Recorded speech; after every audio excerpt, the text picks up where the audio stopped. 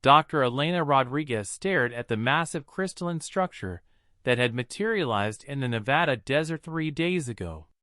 The alien vessel, if that's what it was, stood 30 meters tall, its translucent walls pulsing with bioluminescent patterns that seemed to respond to Earth's magnetic field fluctuations. "Still no response to our mathematical sequences?" asked Commander James Mitchell, wiping sweat from his brow despite the desert's evening chill. "Nothing," Elena replied, adjusting her spectral analysis equipment.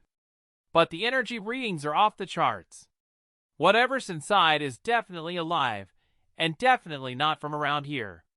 The first contact protocols had been activated immediately. Linguists, mathematicians, physicists, and xenobiologists from around the globe had converged on the site. Yet after 72 hours, the alien visitors remained stubbornly silent. Dr. Mikhail Petrov, the mission's chief physicist, approached with his tablet displaying atmospheric readings. "The area around the craft shows elevated oxygen levels, reduced carbon dioxide, and trace amounts of compounds we can't identify. It's like they're terraforming their immediate environment." Elena nodded grimly. "That's what I was afraid of. Look at these biological scans." She pulled up her data on the portable screen. "Every living organism within a 50-meter radius of their ship is exhibiting enhanced cellular activity.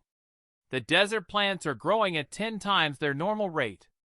Some of the local lizards have developed what appear to be primitive lung modifications." "Enhanced biology?" Mitchell frowned. "That doesn't sound threatening." "It's not threatening to us," Elena said, her voice heavy with realization. "It's threatening to them. We've been thinking about this all wrong. What if they're not trying to communicate? What if they're trying to survive?" She gestured toward the crystalline ship. "Think about it. They arrive and immediately begin atmospheric modification. They're not exploring. They're quarantining themselves. From us."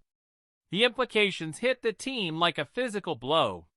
Petrov's face went pale. "You're suggesting Earth is a death world?" "Yes." Elena's fingers flew across her tablet, pulling up comparative data.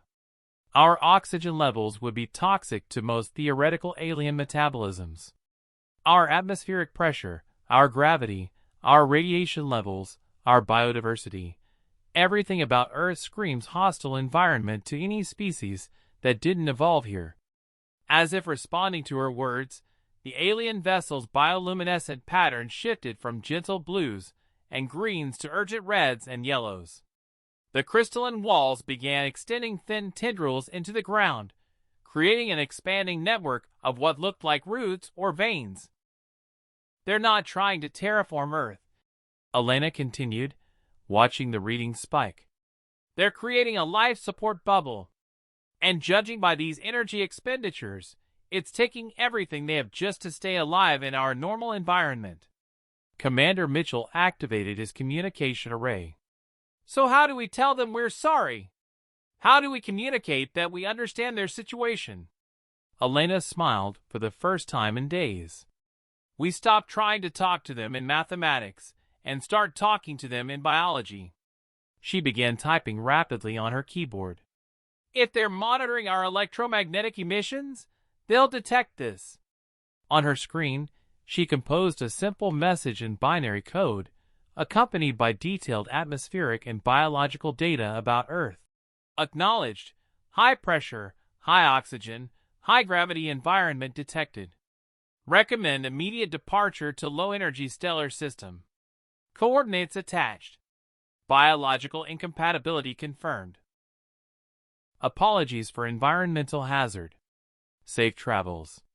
Within minutes, the alien vessel's color pattern shifted again, this time to what could only be described as relieved greens and golds. The root-like extensions began retracting, and the ship's energy output decreased dramatically.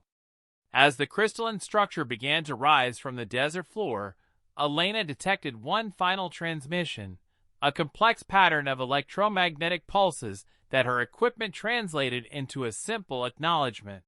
Gratitude. Warning received. DeathWorld classification confirmed. Departing to compatible zone. The ship vanished into the star-filled sky, leaving behind only slightly disturbed sand and the sobering realization that in the vast cosmos, Earth wasn't a paradise waiting to be discovered. It was a death trap that only its native species could survive.